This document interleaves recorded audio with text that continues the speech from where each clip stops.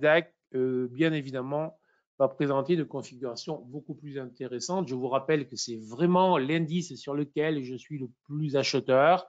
Et même lorsqu'il a breaké vers le bas, je restais à l'affût de scénarios de rebond et il nous a fait un rebond spectaculaire, très intéressant vendredi.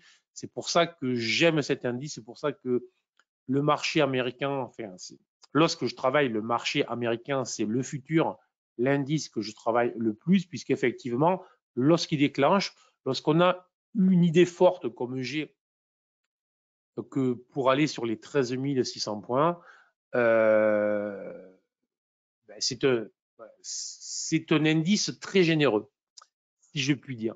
Voilà, là où des fois d'autres sont plus hésitants. Voilà. Donc, malgré tout, depuis plusieurs journées, je vous indiquais attention, grosse lessiveuse, j'évite sinon en mode scalping, mais toujours en ayant cet objectif. Et vous voyez bien que là, on a eu cette accélération brutale, violente. Et vendredi, si vous avez suivi en intraday ce qui s'est produit, c'était vraiment très, très, très intéressant. Bref, là, très clairement, situation beaucoup plus positive que sur les autres indices. Il y a beaucoup de raisons qui l'expliquent. Déjà, il y a, si on décortique un peu le comportement, on va voir que les principales big caps, après qu'elles aient beaucoup chuté, hein, je parle des plus grosses capitalisations, sont en train de rebondir fortement depuis maintenant plusieurs semaines, sans aucune surprise, et que l'on accélère, et que les résultats ont été meilleurs que prévu, là où dans l'ensemble, là où dans l'économie, il y aura industriel ou de services hors services informatiques, services tech purs, les résultats ont été beaucoup moins bons. Donc, logiquement, après plusieurs trimestres où les investisseurs se sont mis à l'écart, ils sont en train de revenir, mais attention, ils reviennent en appuyant très fort sur les grosses capis et en ne faisant pas grimper le reste du marché, ce qui n'est jamais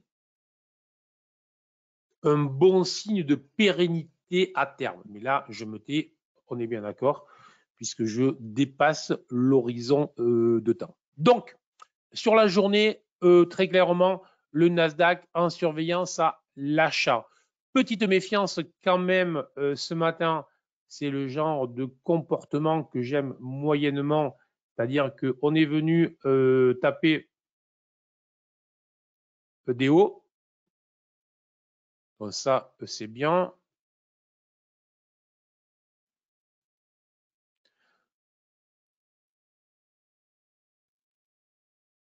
C'est ça que je voulais faire. Donc, on est venu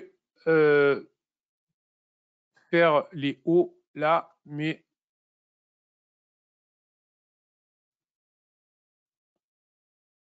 on bloque à plusieurs reprises sur cette zone et on repasse sous résistance. Alors, la dynamique reste forte. Je dirais que là, s'il y en a un qui a une probabilité plus forte que les autres de péter sa résistance, c'est évidemment le Nasdaq.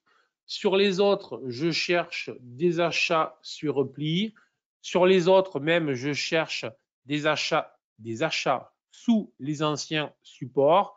Sur le Nasdaq, je vais essayer de surveiller s'il ne veut pas nous faire une dynamique à plat, si je puis dire, autrement dit un trading range relativement serré, tout en restant dans la zone actuelle, autrement dit, ne pas repasser sous les 13 200 points. Si passer sous les 13 200 points, ça viendrait affaiblir mon scénario. Donc, vous avez compris, j'espère, plutôt à l'achat sur le Nasdaq et plus à l'achat agressivement sur le Nasdaq que sur les autres indices. Du coup, j'exige aussi qu'il se montre, qu'il fasse moins de replis pour montrer ou pour démontrer que la dynamique qu'il a lancée est toujours présente. Voilà. Voilà. clair ou pas sur le Nasdaq?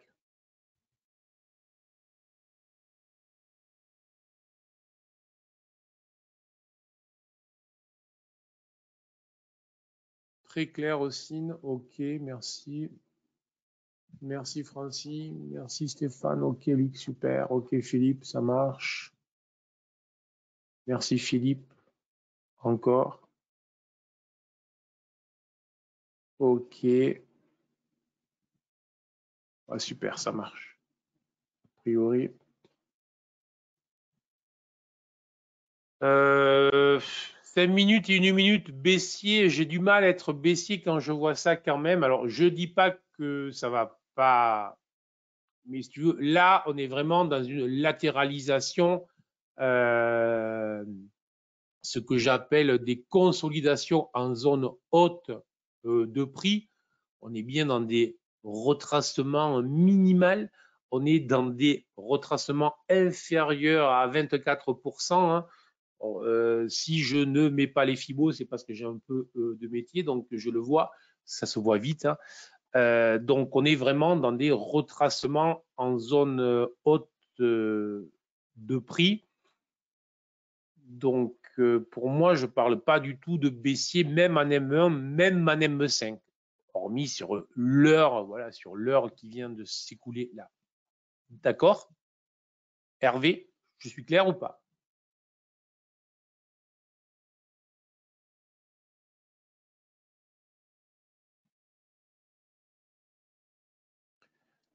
Bernard, dans ton analyse des lignes, c'est une place à l'analyse des volumes en rapport au price action.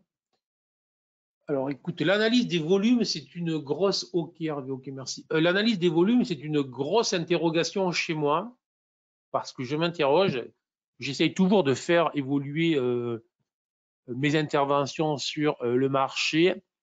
Alors, sur les formations, j'explique longuement quand et comment et où on peut utiliser les volumes. Mais on va dire que dans l'ensemble, sans le faire long, il y a de moins en moins d'utilisation possible du volume. Enfin, les volumes sont beaucoup moins pertinents que ce qu'ils étaient. Voilà le vrai terme. C'est pas c'était mieux avant hein, que je vous fais.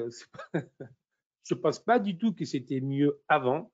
Je dis juste qu'avant, les volumes avaient une pertinence plus forte que ce qu'ils ont aujourd'hui, notamment du fait de la multiplication des produits. Voilà.